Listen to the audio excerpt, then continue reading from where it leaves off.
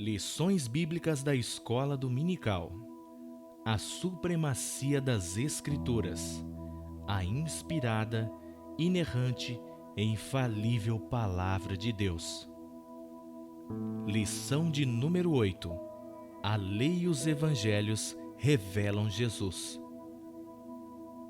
Texto áureo. Ouve, Israel, o Senhor nosso Deus é o único Senhor. Deuteronômio, capítulo 6, verso 4. Verdade prática.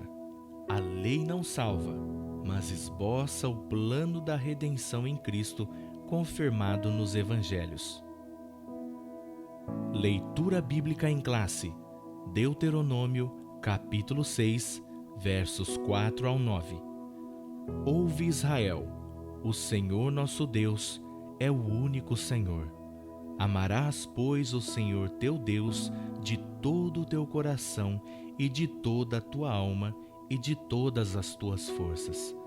E estas palavras que hoje te ordeno estarão no teu coração, e os intimarás a teus filhos, e delas falarás assentado em tua casa, e andando pelo caminho, e deitando-te e levantando-te. Também atarás por sinal na tua mão, e te serão por frontais entre os teus olhos, e as escreverá nos umbrais de tua casa e nas tuas portas.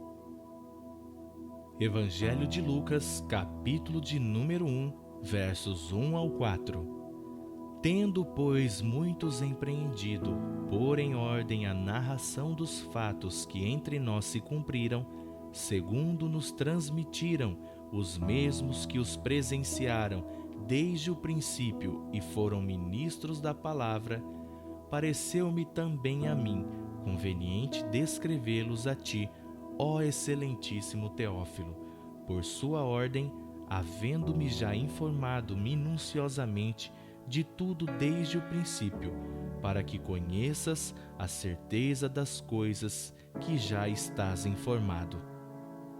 Introdução. A lei e os evangelhos pertencem respectivamente ao Antigo e ao Novo Testamento. São livros sagrados de origem divina que integram o cânon das Escrituras. Possuem igual autoridade como regra de fé e prática, porém com funções distintas. Os preceitos e as narrativas da lei têm aplicações dos evangelhos. Na lição de hoje, estudaremos a relação entre o Pentateuco e a mensagem de Cristo. Tópico 1. O Pentateuco, a lei de Deus. Subtópico 1. Os 5 livros da lei. Pentateuco é uma palavra que deriva de 2 termos gregos, penta e teucos, que significa 5 volumes. Trata-se do conjunto formado pelos 5 primeiros livros do Antigo Testamento: Gênesis, Êxodo, Levítico, Números e Deuteronômio. No texto hebraico e pelos judeus ainda hoje, esses volumes são denominados de Torá, com o sentido de instrução, ensino e direção. A totalidade do Pentateuco é identificada nas páginas da Bíblia Sagrada como a lei de Moisés, a lei de Deus e a lei do Senhor. Subtópico 2. A grandeza da lei. Estuda-se a lei sob 3 aspectos: a. Morais que possuem validade permanente para todos os povos. b. Cerimoniais que tratam da liturgia religiosa dos judeus. E c. Civis, que dizem respeito à responsabilidade do israelita como cidadão. Nossa declaração de fé ensina que a lei de Moisés é o mais importante código de leis da antiguidade por sua santidade, por seu caráter espiritual e por sua autoridade divina. A lei é santa e o mandamento santo, justo e bom. A lei é espiritual. Contudo, enfatiza o documento doutrinário que a grandeza da lei vai além de tudo isso, pois nela Deus esboça o plano da redenção humana em Cristo, porque o fim da lei é Cristo para a justiça de todo aquele que crê. Subtópico 3. A lei e a fé cristã. A Escritura afirma que a função da lei era transitória. Ela foi dada para revelar o pecado e demonstrar a necessidade da graça, e assim serviu de aio para nos conduzir à redenção em Cristo. A lei encerrou a humanidade debaixo do pecado. Desse modo, ninguém pode ser salvo pelas obras da lei. Nesse aspecto, a obra de Cristo nos resgatou da maldição da lei e nos deu vida mediante o Evangelho. Cristo, o único sem pecado, cumpriu a lei e inaugurou a dispensação. Agora, livres da lei, vivemos debaixo da graça divina, e todo aquele que permanece em Cristo não vive pecando. Sinopse 1. A lei esboça o plano da redenção em Cristo. Pelos méritos da cruz de Cristo, fomos resgatados da maldição da lei. Tópico 2. Os Evangelhos, a mensagem de Cristo. Subtópico 1. O conceito de Evangelho. O termo Evangelho tem origem no grego Evangelion, com significado de boas novas. Refere-se à mensagem do reino de Deus e da salvação por meio de Cristo. Seus autores são chamados de evangelistas, que significa portadores de boas novas. Os três primeiros, Mateus, Marcos e Lucas, são chamados de sinóticos, porque são semelhantes entre si. Os sinóticos registram especialmente o ministério de Jesus na Galileia. O quarto evangelho, João, tem peculiaridades próprias e enfatiza o ministério de Cristo na Judéia.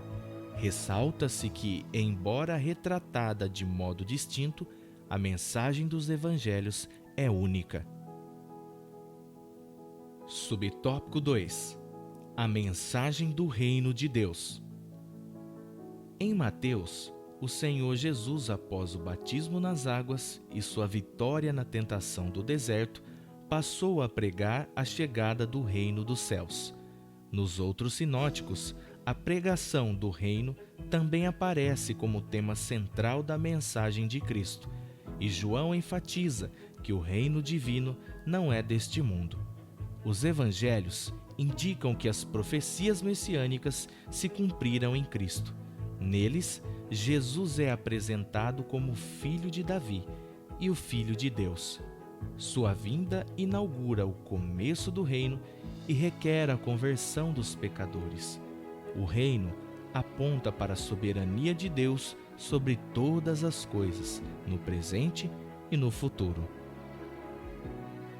Subtópico 3. A mensagem da salvação. Nos evangelhos, Jesus é identificado por três títulos principais: Salvador, Cristo e Senhor.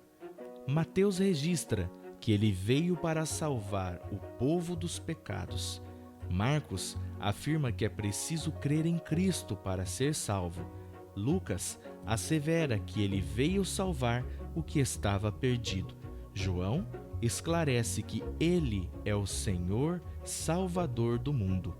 Por isso, a mensagem da salvação é um ato de amor e da graça divina pelos méritos de Cristo.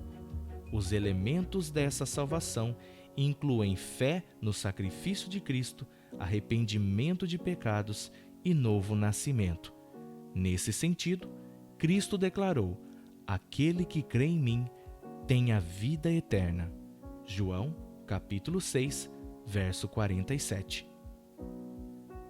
Sinopse 2. Os evangelhos são as boas novas que proclamam o reino de Deus e a mensagem de salvação em Cristo Jesus. Tópico 3. Uma mensagem transformadora. Subtópico 1. A transformação do caráter. O caráter é definido como a maneira própria de cada pessoa agir e expressar.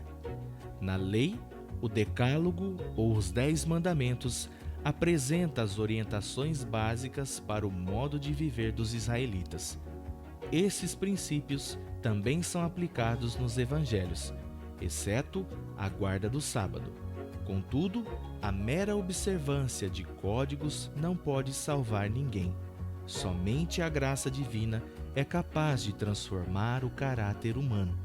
Por meio da ação do Espírito Santo e da obediência ao Evangelho, o homem pode compartilhar a natureza do caráter de Deus. Desse modo, a mensagem do Evangelho de Cristo produz substancial mudança no caráter do cristão. Subtópico 2. A restauração da família. Na lei, a dissolução do casamento era permitida por qualquer motivo. Essa concessão banalizava a união conjugal e provocava rupturas na família.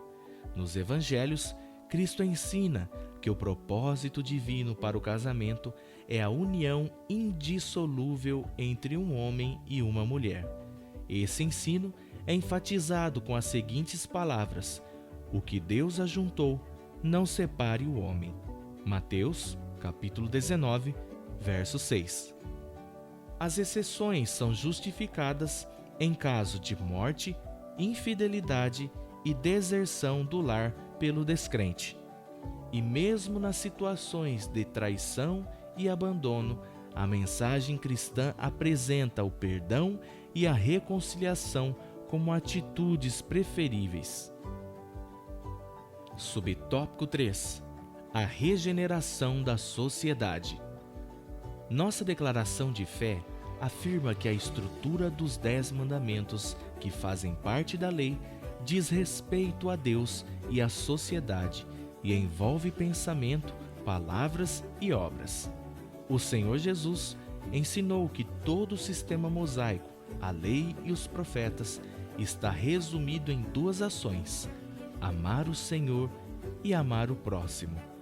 Os evangelhos asseguram que o amor de Deus para com a humanidade é a base da salvação. Em vista disso, os cristãos receberam a missão de proclamar essa mensagem às nações. Assim sendo, a Igreja fiel e guiada pelo Espírito, ao pregar e viver o Evangelho, torna-se sal da terra e luz do mundo. Sinopse 3. A observância dos preceitos da lei não salva, mas por meio da ação do Espírito, a obediência ao Evangelho muda as vidas. Conclusão. A função da lei era transitória. Ela revela o pecado, mas também aponta o plano da salvação em Cristo. O Senhor Jesus nos libertou da condenação da lei. Nos evangelhos, as boas novas dessa salvação estão reveladas. Em suma, as obras da lei não justificam, mas pela graça somos salvos, por meio do arrependimento e da fé em Cristo Jesus.